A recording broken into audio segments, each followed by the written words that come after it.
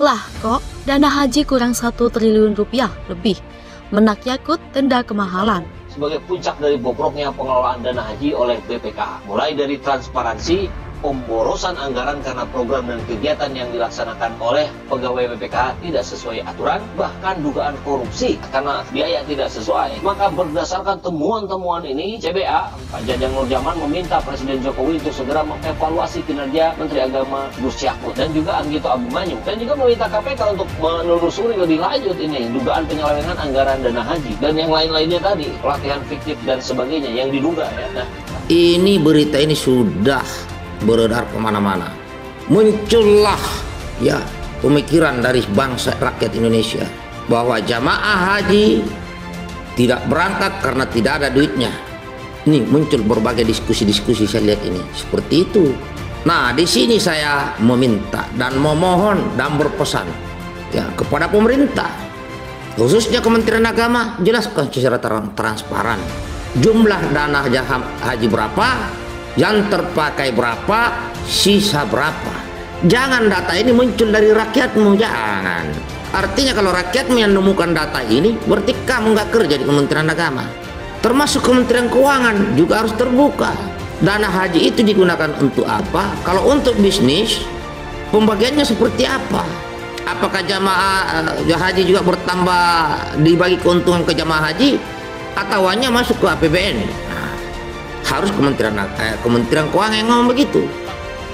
Dikemanakan uang yang 122 triliun itu?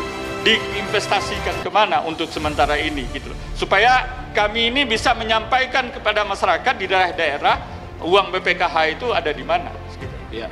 Dan kami rakyat Indonesia juga memohon dan meminta kepada Presiden Republik Indonesia agar memerintahkan agar audit itu dana haji kemana saja. Ini dana umat. Ingat wahai kawan-kawanku rakyat Indonesia, ingat wahai pemerintahku, rakyatmu yang menaik haji ini mulai dari pedagang kaki lima, pedagang asongan, bahkan ada pemulung yang tiap hari mengumpulkan uang-uang receh, uang-uang recehan, uang-uang kecil tiap hari dicari tanpa mengenal lelah, siang dan malam, para pedagang-pedagang kaki lima dan sebagainya, yaitu agar bisa naik haji. Menteri Agama Yakut Khalil Qaumas mengajukan anggaran tambahan untuk dana haji sebesar 1,5 triliun rupiah. Tentu saja hal tersebut membuat Komisi 8 DPR RI terkejut lantaran keberangkatan jamaah haji kurang lebih tinggal 4 hari lagi. Pengajuan penambahan anggaran dana haji itu disampaikan Menak Yakut di hadapan anggota DPR RI. Dirinya kemudian menjelaskan alasan yang mengharuskan tambahan dana haji. Dalam rapat, Gus Yakut menjelaskan komponen terbesar yang membuat Kemenak mengajukan dana haji tambahan, yaitu untuk biaya masyair sebesar 1,4 triliun rupiah. Masyair adalah layanan saat puncak ibadah haji yang dimulai pada 9 Juli di Arafah, Musdalifah, dan Mina. Menurut Gus Yakut, biaya itu adalah biaya tambahan dari Arab Saudi. Menurut Gus Yakut, biaya itu adalah biaya tambahan dari Arab Saudi sebagai penyelenggaraan ibadah haji kepada semua negara yang mengirimkan jemaah. Biaya tambahan itu ditetapkan dalam sistem paket yang tidak bisa dinegosiasikan. Di antara rinciannya, pemerintah Saudi menetapkan ada biaya untuk tenda, padahal tenda termasuk yang sudah dibayar. Kemudian biaya untuk akomodasi, lalu ada biaya pembimbing dari Saudi.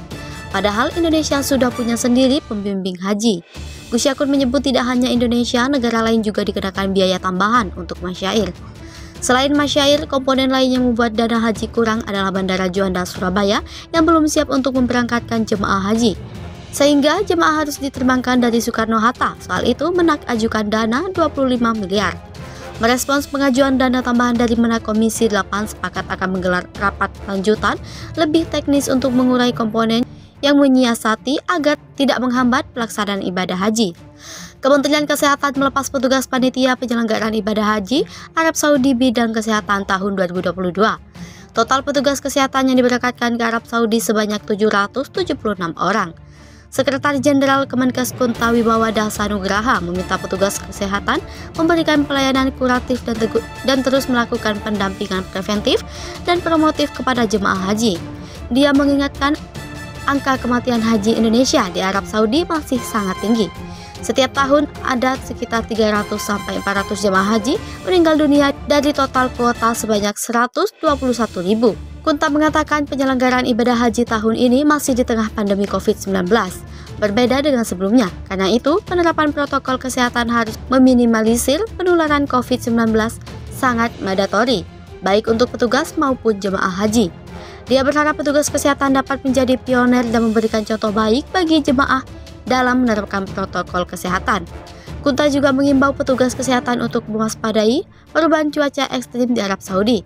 Diperkirakan pada Juni hingga Juli 2022, suhu di Arab Saudi lebih panas dari kondisi biasanya. Dia meminta petugas kesehatan terus mengedukasi dan mengingatkan jemaah untuk banyak minum air agar tidak mengalami dehidrasi. Kegiatan gerakan minum dengan slogan "Jangan tunggu haus" juga harus dipastikan dilakukan. Untuk diketahui, suhu di Arab Saudi pada puncak haji diperkirakan akan mencapai 50 derajat Celcius. Untuk itu, para jemaah diharapkan terus menjaga kesehatan dan kondisi tubuh. Kemenkes telah merekrut tenaga kesehatan yang akan bertugas sebagai PPIH Arab Saudi di bidang kesehatan dan tenaga kesehatan kloter sebanyak 776 orang. Petugas ini akan mengisi 296 titik layanan kesehatan di Arab Saudi selama musim operasional Haji 2022. Petugas kesehatan yang diberangkatkan terdiri dari dokter, dokter gigi, dokter spesialis, perawat, dan tenaga kesehatan lainnya. Khusus dokter spesialis meliputi spesialis penyakit dalam, jantung dan pembuluh darah, paru, jiwa atau psikiater, rehab medik, saraf, mikrobiologi klinik, bedah tulang, dan emergensi medik. Seluruh petugas kesehatan akan diberangkatkan melalui 13 embarkasi yang direncanakan, yaitu Aceh, Medan, Padang, Batam, Palembang, Jakarta, Bekasi, Solo, Surabaya, Balikpapan, Banjarmasin, dan Lombok. Sebelumnya, Menteri Agama Yakut Khalil Qumas melakukan pengecekan kesiapan penyelenggaraan haji di Arab Saudi selama 5 hari. Dia memastikan semua akomodasi mulai dari transportasi hingga catering untuk jemaah haji telah siap. Dia mengingatkan jemaah untuk menjaga kesehatan jelang keberangkatan haji. Seluruh petugas kesehatan akan diberangkatkan melalui 3 embarkasi yang direncanakan, yaitu Aceh, Medan, Padang, Batam, Palembang, Jakarta, Bekasi, Solo, Surabaya, Balikpapan, Banjarmasin, dan Lombok.